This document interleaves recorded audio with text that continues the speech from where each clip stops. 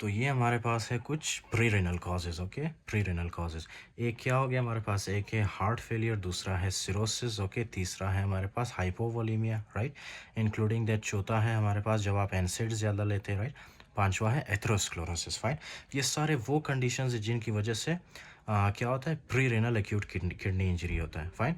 Kidney हमारा ठीक होता है लेकिन प्री रेनल कॉजेज़ की वजह से, राइट, या तो हार्ट फेलियर या तो फिर लीवर हमारा ख़राब होता है उसमें, ओके, तो इन कंडीशंस की वजह से एक अक्यूट किडनी इंजरी होता है। Now we will discuss about the intrarenal causes. Intrarenal causes में क्या होता है, लिसन वेरी केयरफुली, ओके। अब इंट्रारेनल कॉजेज हम डिस्कस करते हैं। अच्छा जी, so the very first thing that you have to remember that is the acute tubular necrosis, okay, acute tubular necrosis, acute tubular necrosis। चलो मैं आपको यहाँ पे लिख देता हूँ acute tubular necrosis, right। अब ये जो acute tubular necrosis है, okay, there are two types, okay। in the first one obviously there will be ischemia, okay, ischemia, right, ischemia। दूसरा क्या है हमारे पास, नेफ्रोटॉक्सिक।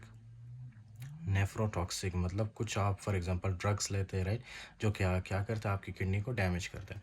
सबसे पहले हमारे पास इस्कीमिक, ओके। इस्कीमिक में क्या होता है, listen very carefully, okay. Ischaemic में ये होता है ना कि यहाँ पे कोई प्रॉब्लम है, राइट, आपके क्या कहते हैं इसको, एफरेंट आर्टीरियल में। एफरेंट आर्टीरियल की वजह से यहाँ पे जो है प्रॉपर ब्लड सप्लाई नहीं हो रहा, राइट। प्रॉपर ब्लड सप्लाई ना होने की वजह से क्या होगा, आपकी किडनीज डैमेज होना स्टार्ट होंगे, राइट। लेकिन ये कब होता है, due to prolonged ischaemia, okay. जब यही इस्कीमिया क्या है कि प्रोलॉन्ग्ड अरसे के लिए हो, राइट। तो प्रोलॉन्ग्ड अरसे के लिए जब इस्कीमिया रहता है, राइट, आपके किडनी के अंदर यहाँ पे जो है ये आपके प्रॉक्सिमल कॉन्वोल्यूटेड ट्यूब्यूल के सेल्स है ना, ये डाई ऑफ कर जाते हैं, ओके। इस तरह से ये डैमेज होना स्टार्ट कर देते हैं, fine. So this condition is called is the what, acute tubular necrosis, okay. क्यों इसको acute tubular necrosis कहते हैं, क्योंकि ये आपके जो ट्यूब्यूल्स हैं ना, ये ट्यूब्यूल्स, इनको क्या कहते हैं, proximal convoluted tubule, loop of Henle, distal convoluted tubule, right. ये ट्यूब्यूल्स आप इनमें क्या होती है, नेक्रोसिस होती है, राइट। इसीलिए हम इसको कहते हैं ट्यूबुलर नेक्रोसिस। नेक्रोसिस का मतलब इनके अंदर जो सेल्स होते हैं ना, ये प्रॉक्सिमल कॉन्वोल्यूटेड ट्यूब्यूल के सेल्स, ये सेल्स डैमेज हो जाते हैं, राइट। ये डाई डाई ऑफ कर जाते हैं, राइट। जिसकी वजह से ये सेल्स आहिस्ता आहिस्ता इस तरह से स्लव ऑफ करेंगे, राइट। स्लव ऑफ का मतलब क्या है कि ये सेल्स जब छोटे छोटे पार्टिकल्स में ब्रेक होते हैं ना, फिर ये सेल्स ल्यूमन के अंदर इस तरह से आ जाते हैं, फाइन, ल्यूमन के अंदर, ओके। इस तरह से ल्यूमन के अंदर इनके पार्टिकल्स, इन जब ब्रेक डाउन होती है इनके पार्टिकल्स इस तरह से आ जाते हैं प्रॉक्सिमल कॉन्वोल्यूटेड ट्यूब्यूल में, फाइन, ओके।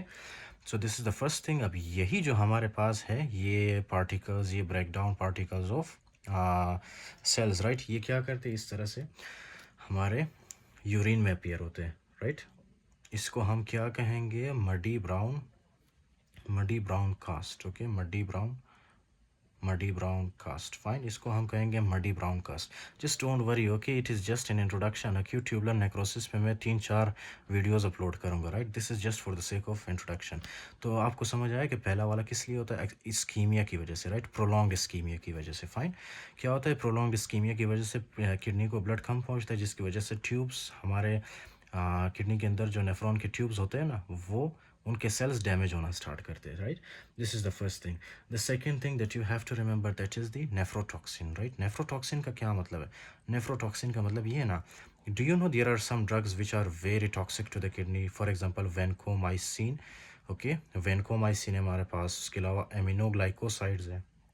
अमीनोग्लाइकोसाइड्स का आपको पता है, जैसे कि ये जेंटामाइसिन, अमीकामाइसिन, ओके। ये माइसिन माइसिन वाले ड्रग्स कौन से, अमीनोग्लाइकोसाइड्स हैं, फाइन, ओके। अच्छा, नेक्स्ट क्या है हमारे पास, कुछ कभी कभी जो है कॉन्ट्रास्ट डाई होता है, okay, contrast die, this is very important, just don't remember, don't forget this, okay. Contrast die होता है कभी कभी, ओके। एम्फोटेरेसिन जब आप फॉर एग्जांपल एंटाई फंगल के लिए देते हैं, ओके। एम्फोटेरेसिन ड्रग्स होते हैं, एम्फोटेरेसिन, ये एम्फोटेरेसिन ड्रग्स बहुत खतरनाक है, ओके, राइट। एम्फोटेरेसिन ड्रग्स, अच्छा, these are actually mentioned in your book also, right. I will show you this. आपको पता है कभी कभी आपके बॉडी के अंदर मायोग्लोबिन्स ज़्यादा हो जाते हैं, मायोग्लोबिन्स।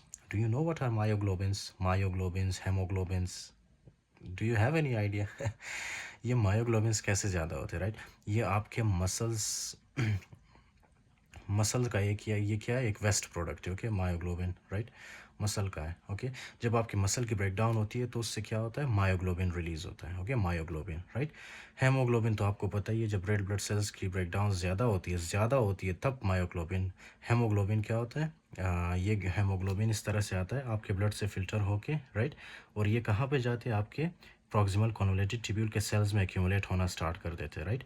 और इस हेमोग्लोबिन खुद इतना ज़्यादा डेंजरस नहीं है, राइट, लेकिन उसके अंदर जो आयरन है that is very dangerous, because क्या करता है आयरन जब इस सेल के अंदर आता है ना, आयरन सेल की ब्रेक डाउन करवा देता है, राइट।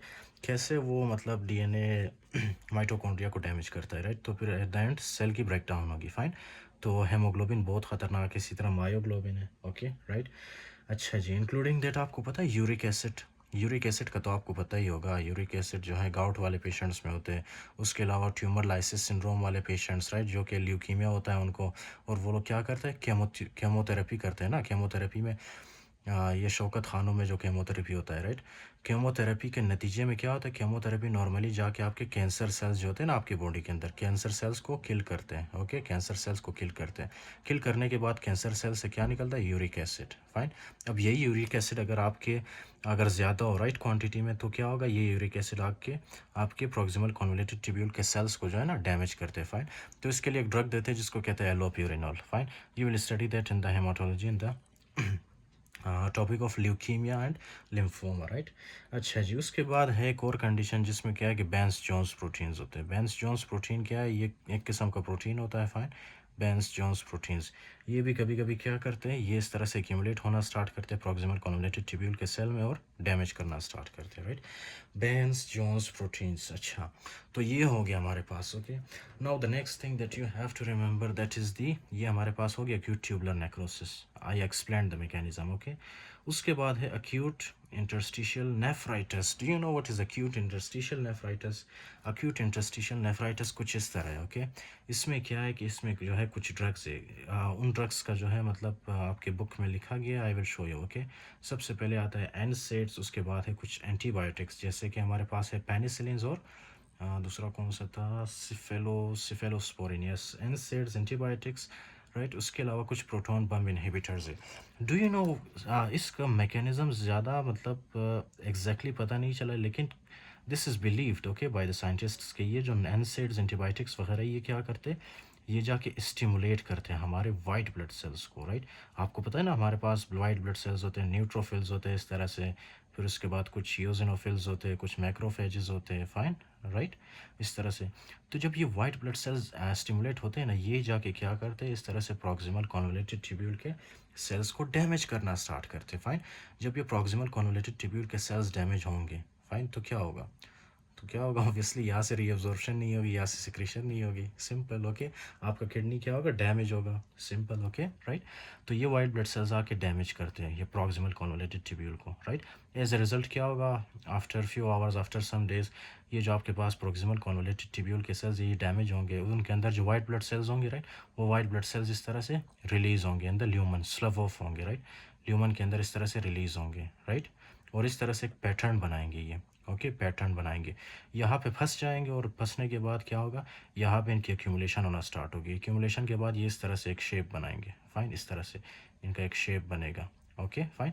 फिर यही शेप जो है क्या होता है, यही शेप बाद में यूरिन में अपीयर होता है इस तरह से, राइट। ये वही शेप आपके लिए बना रहा हूँ इस तरह से, ओके, फाइन। ये जो यहाँ पे था, अब वही चीज़ यहाँ पे आ गई, राइट। इसको हम क्या कहते हैं, इसको हम कहते हैं वाइट ब्लड सेल, राइट। लेकिन इसकी एक स्पेसिफिक शेप है ना, तो इसलिए इसको हम क्या कहेंगे, white blood cell cast. Did you remember, do you no white blood cell cast किसको कहते हैं? जब वाइट ब्लड सेल्स की एक स्पेसिफिक शेप हो, स्पेसिफिक शेप क्यों बनाए, क्योंकि ये यहाँ पे स्टक कर गए थे पहले, राइट। उसके बाद ज़्यादा प्रेशर आया और ज़्यादा प्रेशर ने इसको पुश किया एकदम से, राइट, और नेफ्रॉन से बाहर निकाला, तो इसलिए हमारे पास क्या बना है, white blood cell cast, right. You need to remember one thing कि इसमें जो है ना मेन हमारे पास क्या होता है, इयोजिनोफिल्स, राइट। ये जो वाइट ब्लड सेल्स है ना, इसमें मेन वाइट ब्लड सेल कौन सा होता है, इयोजिनोफिल्स, ओके, इयोजिनोफिल्स होता है उसमें, राइट। तो ये चीज़ है। उसके अलावा one last condition, where should I explain that, listen very carefully, okay. ये है आपके पास अगर आपकी फिजियोलॉजी एनाटमी अच्छी है सो आपको समझ आ जाएगी इंशाल्लाह। सी, This is our afferent arteriole, this is our glomerulus, okay, this is our efferent arteriole, right? Afferent, glomerulus, efferent arteriole. ये है हमारे पास क्या, बोमन्स स्पेस, राइट? इन दोनों के बीच में हमारे पास इस तरह से एक मेम्ब्रेन होता है जिसको हम क्या कहते हैं, glomerular basement membrane, right? Glomerular basement membrane. कभी कभी क्या होता है, या तो ये ग्लोमेरुलर बेसमेंट मेम्ब्रेन डैमेज हो जाता है, fine, glomerular basement membrane damage होता है, या ये इनके अंदर जो एंडोथेलियल सेल्स ये डैमेज होता है, या तो फिर यहाँ पे जो पेराइटल सेल्स है ये डैमेज होते हैं, राइट? तो इन शॉर्ट क्या होता है, ग्लोमेरुलोनेफ्राइटिस कहते हैं इस कंडीशन को, राइट? ग्लोमेरुलोनेफ्राइटिस। ग्लोमेरुलोनेफ्राइटिस होने की वजह से भी अक्यूट किडनी इंजरी हो सकता है, ओके, अक्यूट किडनी इंजरी हो सकता है। सबसे पहले मैंने आपके साथ डिस्कस किया प्री रेनल कॉजेज़ के, उसके बाद इंट्रा रेनल और पोस्ट रेनल तो मैंने आपको पहले ही बता दिया था, ओके, कि ये कैसे होता है।